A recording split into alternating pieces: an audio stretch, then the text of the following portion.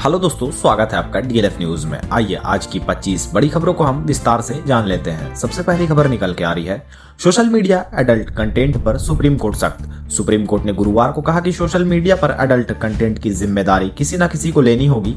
Court ने केंद्र सरकार को 4 हफ्तों के भीतर इसके लिए SC/ST एक्ट जैसे सख्त नियम और कानून बनाने का आदेश दिया है ताकि इस तरह के कंटेंट पर प्रभावी रोक लगाई जा सके।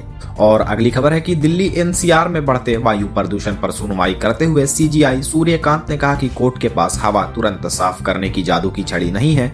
उन्होंने कहा कि AQI बिगड़ने के कई कारण हैं और इस समस्या का समाधान क्षेत्र के विशेषज्ञों और वैज्ञानिकों को खोजना होगा। कोर्ट ने अगली सुनवाई 1 दिसंबर को तय की है। और अगली खबर देखिए, जम्मू कश्मीर पुलिस ने शुक्रवार को प्रतिबंधित आतंकी संगठन जमाते इस्लामी से जुड़े लोगों के ठिकानों पर शोपियां, पुलवामा, श्रीनगर, बारामूला और कुलगाम सहित 5 जिलों में छापेमारी की। तलाशी के दौरान दस्तावेज, मोबाइल और लैपटॉप जब्त किए गए। इसके अलावा पुलिस ने आतंकी गतिविधि में शामिल 19 वर्षीय एक युवक को भी गिरफ्तार किया है। और अगली खबर है कि दिल्ली कार ब्लास्ट मामले में गिरफ्तार डॉक्टर मुजम्मिल अहमद गनई ने NIA पूछताछ में दावा किया कि डॉक्टर शाहीन सैयद उनकी प्रेमिका नहीं बल्कि पत्नी है।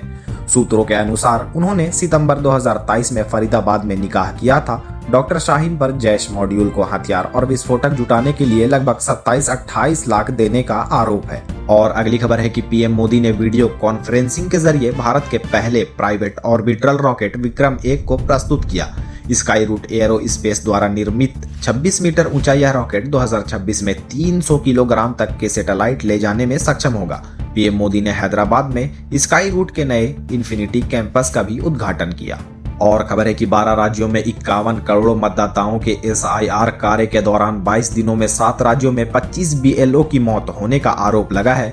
TMC ने अकेले बंगाल में 34 मौतों का दावा किया। हालांकि निर्वाचन आयोग ने अब तक कार्य के दबाव से हुई मौत की पुष्टि नहीं की है और वह राज्य व जिला रिपोर्ट का इंतजार कर रहा है। और खबर है कि राष्ट्रीय सुरक्षा कानून यानी NSA के तहत असम की डिब्रूगढ़ जिले में बंद खडूर साहिब के सांसद अमृतपाल सिंह को केंद्र सरकार ने संसद के शीतकालीन सत्र में शामिल होने के लिए अस्थायी पैरोल देने से मना कर दिया है। सरकार ने ये फैसला जिले के अधिकारियों की रिपोर्ट के आधार पर लिया। उनका सत्र 1 से 19 दिसंबर तक चलेगा। और खबर है कि NIA जांच में सामने आया है कि गिरफ्तार डॉक्टर मुजम्मिल शकील ने फरीदाबाद के फतेहपुर तगा और दहौज के अलावा खोरी जमालपुर गांव में भी किराए का ठिकाना बना रखा था। दूसरा खुलासा यह है कि आतंकी मॉड्यूल ने 25 से 40 किलो अमोनियम नाइट्रेट को विस्फोटकों में बदलने से पहले अल फलाह यूनिवर्सिटी से सटे खेतों में 12 दिन तक छिपा कर रखा था। और खबर है कि SIR प्रक्रिया के खिलाफ तमिलनाडु, बंगाल और केरल की याचिकाओं पर सुप्रीम कोर्ट में सुनवाई हुई। चुनाव आयोग ने आरोप लगाया कि राजनीतिक दल जानबूझकर डर का माहौल बना रहे हैं। कोर्ट ने केरल की याचिका पर केंद्र और राज्य चुनाव आयोग से 1 दिसंबर तक जवाब मांगा है, जबकि अगली सुनवाई 2 दिसंबर को होगी। और अगली खबर देखिए, केंद्र सरकार ने सुप्रीम कोर्ट को बताया कि अनियमित ऑनलाइन गेमिंग ऐप्स का आतंकवाद को फंडिंग और मनी लॉन्ड्रिंग से संबंध है, जिससे ये राष्ट्रीय सुरक्षा के लिए खतरा है। केंद्र ने कहा कि धोखाधड़ी, टैक्स चोरी और बढ़ते आत्महत्या मामलों को रोकने के लिए इन ऐप्स को रेगुलेट करने हेतु कानून बनाना आवश्यक था, क्योंकि ये सेलिब्रिटी प्रमोशन के जरिए युवाओं पर असर डालते हैं। वहीं पाकिस्तान से खबर आ रही है, जमीयते उलमाए हिंद के प्रमुख फजलुर रहमान ने पाकिस्तानी सेना पर हमला करते हुए कहा कि 1971 की जंग में सेना ने एक भारतीय जनरल के सामने 90,000 सैनिकों के साथ सरेंडर करके पूरे देश की इज्जत मिट्टी में मिला दी थी। उन्होंने आरोप लगाया कि सेना अपनी गलतियां छुपाती है और देश की खराब अर्थव्यवस्था, महंगाई तथा बेरोजगारी उसी की नाकाम नीतियों का परिणाम है। और खबर है कि हांगकांग के ताइपो जिले के एक बड़े रिहायशी कॉम्प्लेक्स में बुधवार को 77 साल की सबसे भीषण आग लगी। 24 घंटे बाद भी 3 इमारतों में आग जारी है। इस हादसे में अब तक 65 लोग की मौत हुई है और 76 लोग गंभीर रूप से घायल है, जबकि 280 लोग लापता है।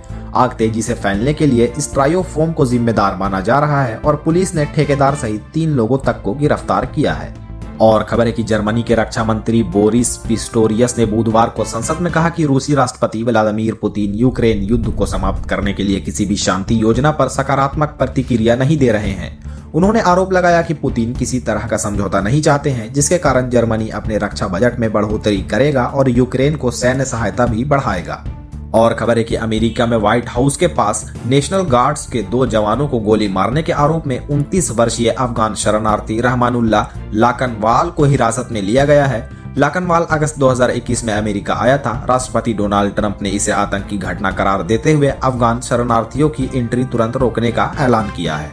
और खबर है कि अगस्त 2023 से रावलपिंडी की अडियाला जेल में बंद पूर्व पीएम इमरान खान की खराब तबीयत और मौत की अफवाहें सोशल मीडिया पर तेज हो गई हैं। पिछले 3 हफ्तों से बहनों को मुलाकात की अनुमति न मिलने के बाद तनाव बढ़ा।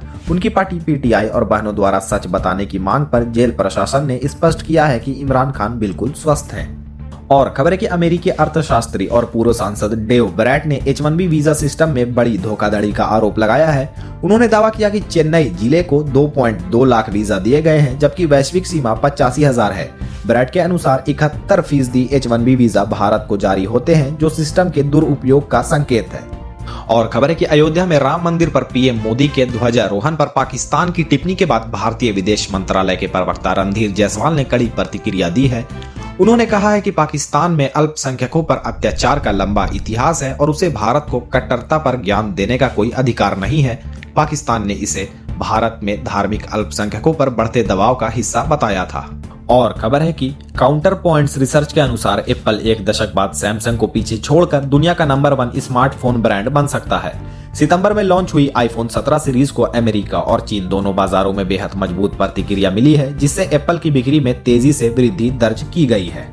और खबर है कि महिंद्रा एंड महिंद्रा ने आज XEV 9e प्लेटफॉर्म पर आधारित अपनी नई 7 सीटर इलेक्ट्रिक SUV लॉन्च की है। यह कार 3 बैटरी पैक ऑप्शन के साथ 19.95 लाख की शुरुआती कीमत पर उपलब्ध होगी।